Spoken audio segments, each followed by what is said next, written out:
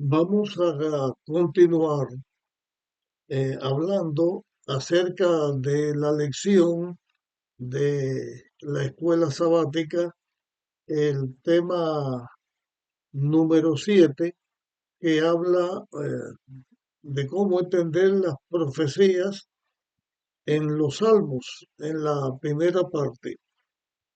En esta ocasión lo que vamos a hacer es, utilizando algunos de los textos que estudiamos en la lección, vamos a profundizar un poco más acerca de lo que estos textos están enseñando. No quiere decir que vamos a hacer un repaso de la lección otra vez, sino solamente vamos a utilizar algunos textos. Lo primero que vamos a estudiar tiene que ver con lo que está escrito en el libro de Apocalipsis, en el capítulo 14. Entonces, vamos a abrir Apocalipsis 14 y ahí analizaremos algunos textos.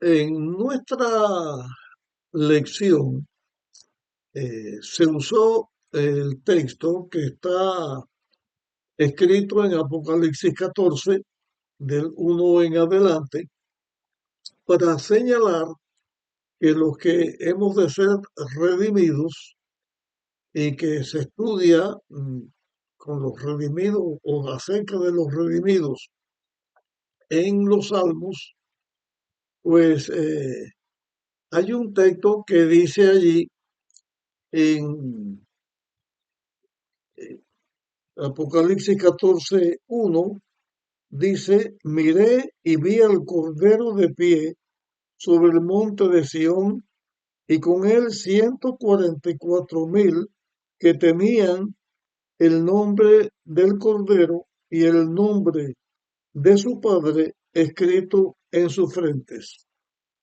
Si dice el nombre del Cordero, el Cordero es Cristo. Así se presenta a Jesús. Juan el Bautista dijo: este aquí el Cordero de Dios que quita el pecado del mundo. Cristo es el Cordero que Dios ofrece, o sea, ese Cordero representaba al Hijo de Dios que se iba a ser un ser humano, iba a morir para salvar al ser humano y en su triunfo le daría la victoria también al ser humano, victoria contra el pecado, contra la muerte, contra el maligno.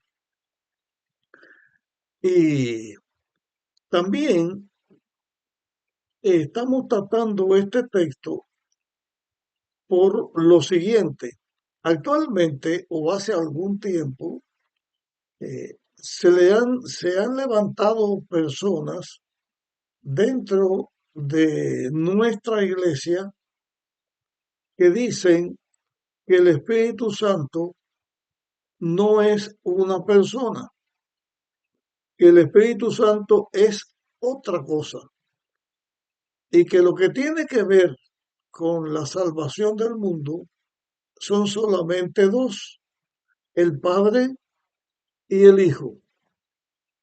Y otros aspectos que la Biblia menciona bajo la declaración el Espíritu, que eso no es que haya una tercera persona, sino que algunos atributos del Hijo o del Padre son los que llegan a ser como, eh, eh, como el Espíritu Santo.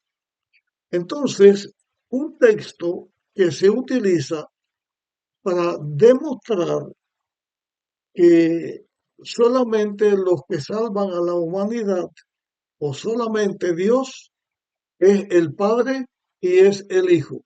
Hay algunas cosas con respecto a esta declaración, Padre e Hijo, que no vamos a ponerlo en este análisis que estamos haciendo ahora, porque esa es otra cosa que sería de lo mismo, pero aparte estamos hablando que por qué aquí se menciona solamente al Cordero, que es Cristo, y al Padre del Cordero, que es Dios el Padre.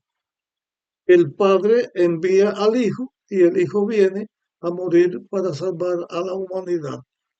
¿Y por qué razón los salvados que van a estar vivos hasta que Cristo venga y que tiene que ver con los 144.000, por qué los salvados tienen solamente escrito en su frente el nombre del Cordero y de su Padre? O sea, el nombre del Padre y del Hijo. Y no, o por qué no tienen el nombre del Cordero, del Padre y del Espíritu Santo. Y aquí faltaría el Espíritu Santo. En el estudio de la lección le di una explicación por arribita. Aquí vamos a ahondar un poquito esta, esta cuestión. Lo primero que estamos señalando, ¿por qué no tiene en la frente escrito el nombre del Padre?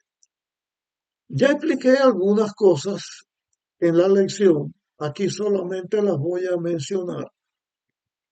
El, el nombre del Padre escrito en la frente no significa que se va a hacer una escritura y ahí va a decir el nombre del Padre o el nombre del Cordero. No es eso, sino que las personas que van a salvarse tienen el sello de Dios y el sello de Dios se pone en la frente. Que el sello de Dios se pone en la frente simboliza más de una cosa. Una que queremos señalar, primeramente, no lo más importante, todas son importantes, sino primeramente, lo primero que decimos es que está en la frente porque es visible. La frente significa algo visible. Es obvio, es visible que la persona que es sellada está sellada con el sello de Dios. El sello de Dios, que para muchos es el sábado, porque el sábado es el sello de Dios en la ley de Dios, y los que se van a salvar también, que van a estar vivos hasta que Cristo venga, su lucha va a ser por el sábado, por ser fiel en la observancia del sábado. Entonces dicen el sello de Dios es el sábado. El sábado forma parte del sello de Dios, porque los que van a salvarse, la lucha final va a ser por su fidelidad a Dios en la observancia del sábado. Pero no se salva una persona por guardar el sábado. Como por ejemplo, el sábado lo guardan actualmente no solo nosotros los adventistas del séptimo día, los judíos también guardan el sábado y hay otras personas que guardan el sábado. Pero aparte, dentro de la iglesia adventista hay muchas personas que dicen que guardan el sábado o que profesan guardar el sábado, pero no lo guardan. O hay personas que son muy meticulosas en guardar el sábado, pero hacen otras cosas. Por ejemplo, pelean con un hermano en la iglesia, hay contiendas por alguna cosa, o tiene un vicio secreto, o tiene alguna otra dificultad. El sello de Dios es la reproducción del carácter de Dios en la persona. El número escrito en la frente significa que la persona pertenece a Dios. Es obvio que es por el carácter de la persona alguien con un carácter semejante al de Cristo. También guarda el sábado, también guarda la ley de Dios. Pero la salvación no viene porque nosotros guardemos el sábado. La salvación viene por la gracia de Dios y porque Cristo muere por nosotros. Cuando en nuestra vida, nosotros en nuestra vida reproducimos el carácter de Dios, entonces eso es el sello de Dios. Otra cosa que queremos señalar aquí con respecto al sello de Dios, que está en la frente, significa que nosotros somos propiedad de Dios, que voluntariamente nosotros seguimos a Dios y Dios es nuestro Dios, es nuestro dueño, es dueño de nuestra vida. Nosotros somos siervos de Dios, seguidores de Dios, pueblo de Dios, pertenecemos a Dios. La otra razón es que cuando uno tiene el sello en la frente, significa que uno entiende, que conoce, que sabe quién es Dios. Así que es posesión, es el carácter de Dios. También el nombre escrito en la frente significa que nosotros conocemos, que no tenemos confusión doctrinal. Se habla de los 144.000, por ejemplo, que dicen la verdad y que no están contaminados con mujeres, o sea, no tienen contaminación con doctrinas extrañas. Conoce la palabra de Dios, obedece a Dios, sabe quién es Dios, desde luego, en el aspecto hasta donde nosotros conocemos de Dios porque la Biblia lo revela. El carácter de Dios es amor, es misericordia, es mansedumbre. Los frutos del Espíritu es el carácter de Dios. Eso se ve en la persona que sigue a Dios. Pertenecemos a Dios, tenemos el carácter de Dios y entendemos, conocemos lo que la Biblia dice. ¿Por qué no se pone el nombre del Espíritu Santo en la mente como se señala lo del Padre y el Hijo? O sea, el Cordero y su Padre. ¿Por qué no se dice también el Espíritu Santo? De acuerdo con el plan de la redención,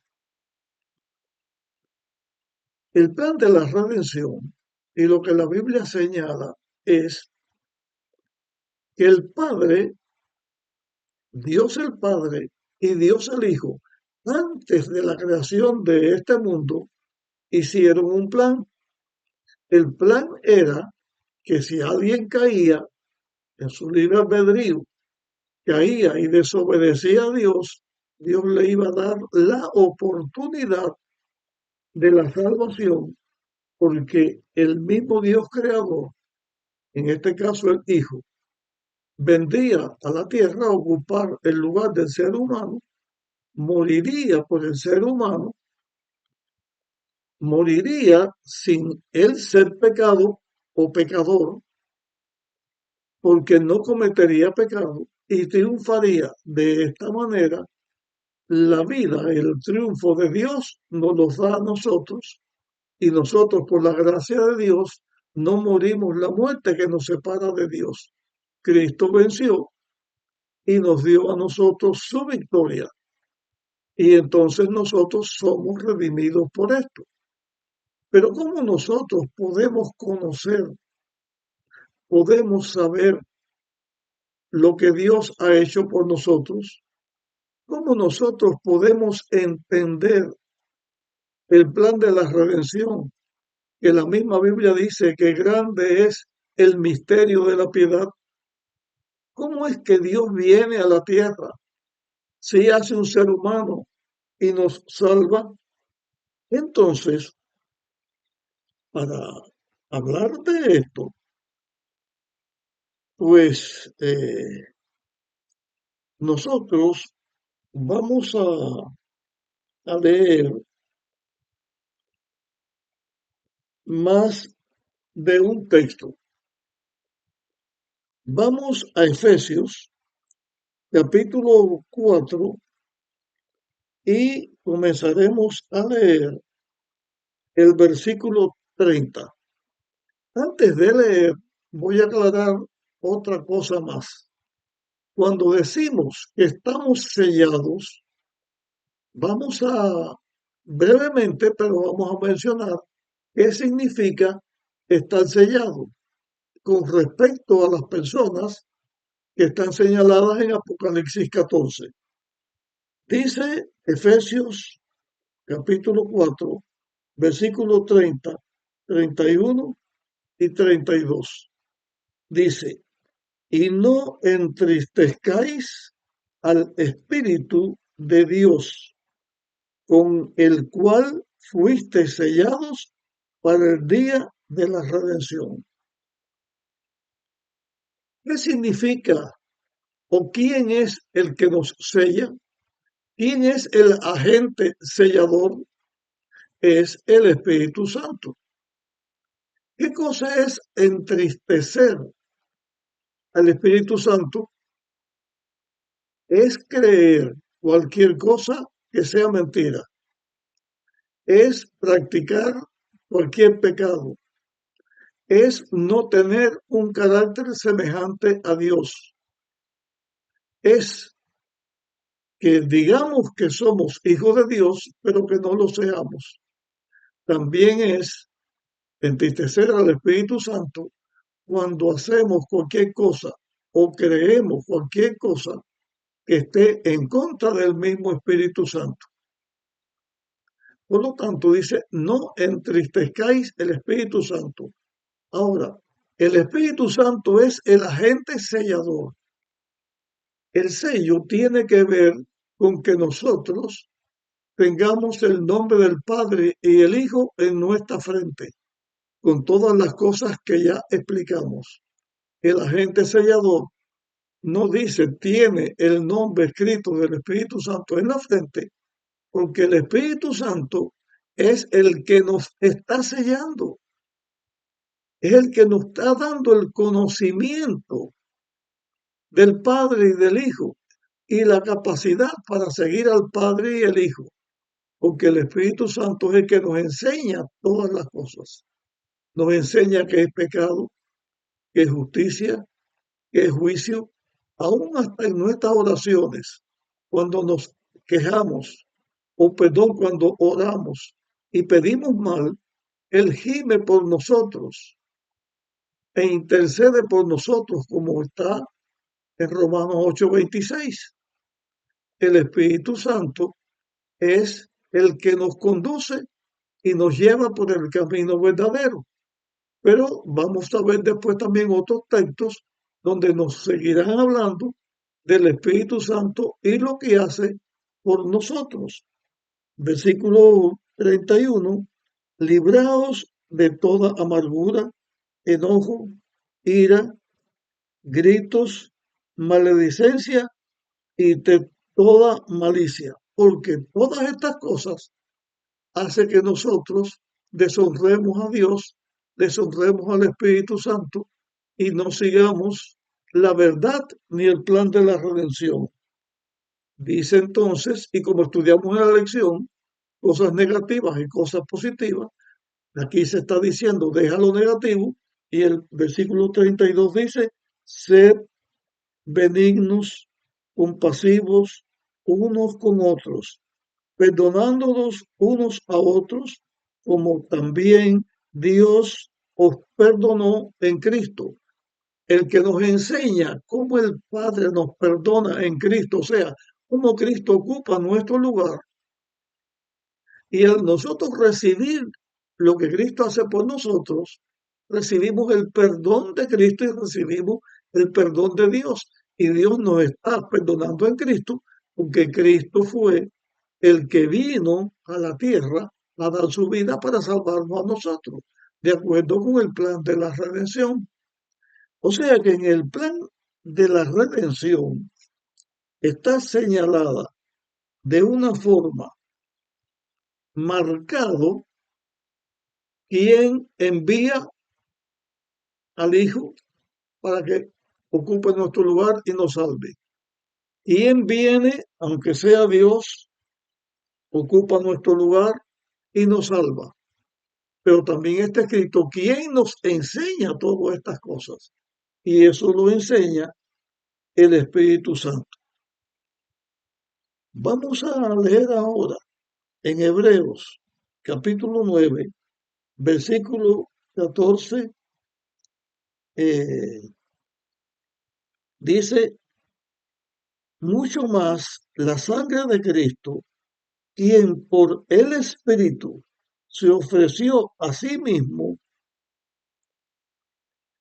Cristo viene y se ofrece para salvarnos, pero Él viene, como dice aquí el texto, mucho más la sangre de Cristo, quien por el Espíritu Santo se ofreció a sí mismo, sin mancha, a Dios.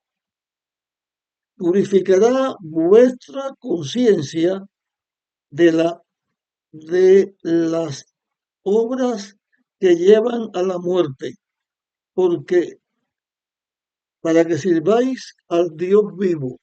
¿Quién fue el que ungió a Cristo?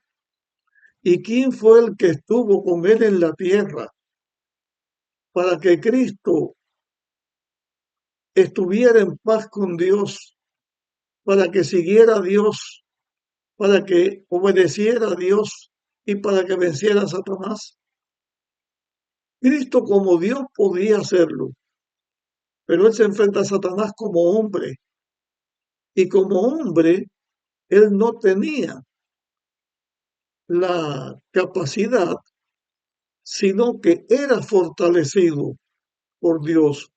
Aunque aquí señalamos también otra cosa que muchos tampoco la entienden bien, porque Cristo cuando viene, Él viene como Adán, en carne de pecado, después que Adán pecó, porque Cristo vino con la humanidad caída por 4000 años, pero no tenía la inclinación, Cristo era santo. Como Adán fue vencido por el pecado, Eva fue vencida y engañada por el pecado. Cristo, con esa misma naturaleza que tenía Adán sin inclinación al pecado, podía ser vencido. Cristo también, como Lucifer en el cielo, cayó bajo el pecado y el pecado nace en Lucifer y estaba en el lugar donde nadie era pecador. El pecado no existía. Por lo tanto, el libre albedrío da la posibilidad que la persona con facultad de elección elija seguir a Dios o no seguirle, obedecerle o no seguirle. Pero el Espíritu Santo viene a la tierra y está con Cristo y ayuda a Cristo, fortifica a Cristo. Es la manera en que también nosotros los seres humanos podemos vencer al pecado, porque el Espíritu Santo es el que nos enseña, es el que nos da sabiduría, es el que nos capacita para vencer al mal. También lo hizo con Cristo y por eso aquí, en Cristo o Cristo, dice mucho más la sangre de Cristo, quien por el Espíritu Santo dio su vida, porque el Espíritu Santo fue el que guió a Cristo y lo ayuda a ser victorioso, como nos ayuda también a nosotros. El texto está tratando de cosas incorrectas que se hacían, que los sacerdotes que oficiaban en el santuario tenían que ser siempre bajo sacrificios de corderos o de animales que representaban a Cristo. Cristo cuando muere da su vida por nosotros, Él vence al pecado, Cristo vence al mal y entonces nos redime a nosotros por su propia sangre, porque Él no fue protegido por sangre de animales, sino su propia sangre, que tiene el poder de limpiarnos de los pecados y se hace nuestro redentor, nuestro salvador por su sangre. Dice el versículo 14, 15, vamos a leerlo también. Por eso Cristo es mediador del nuevo pacto, para que ahora que Él murió para perdonar los pecados cometidos bajo el primer pacto, los que son llamados recibirán la promesa de la herencia eterna. El primer pacto fue el de Dios con los israelitas, que los israelitas fallaron. Dios hace un nuevo pacto con su pueblo y ese pacto lo que hace es escribir la ley de Dios en nuestros corazones. Vamos a leer entonces lo que está escrito en Hebreos capítulo 10, versículo 15 en adelante. Dice, también el Espíritu Santo atestigua.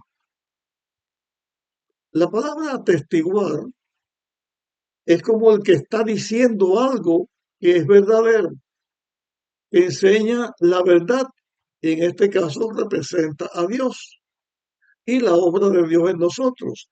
Dice el versículo 15, también el Espíritu Santo atestigua.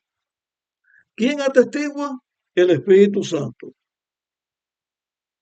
Versículo 16 dice, este es el pacto que haré con ellos después de aquellos días, dice el Señor.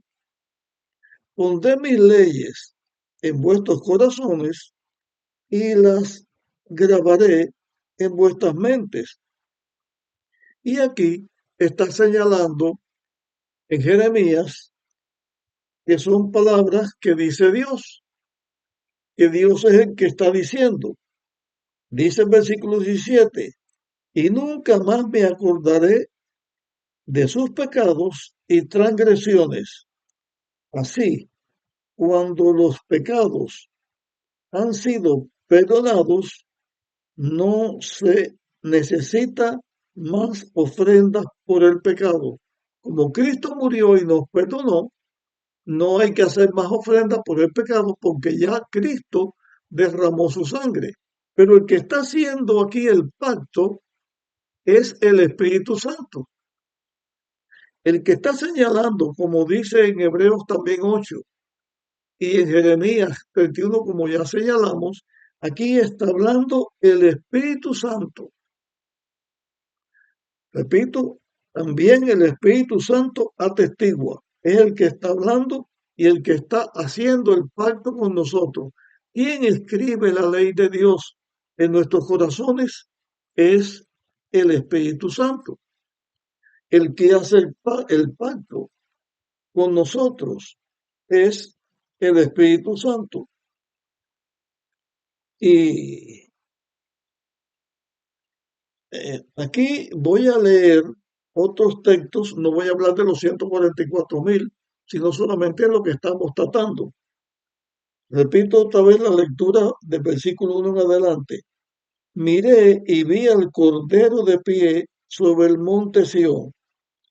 El monte Sión es el monte Moria, el monte desde el cual Jesús ascendió al cielo, el lugar donde Abraham fue a sacrificar a su hijo, donde Dios se proveyó de cordero.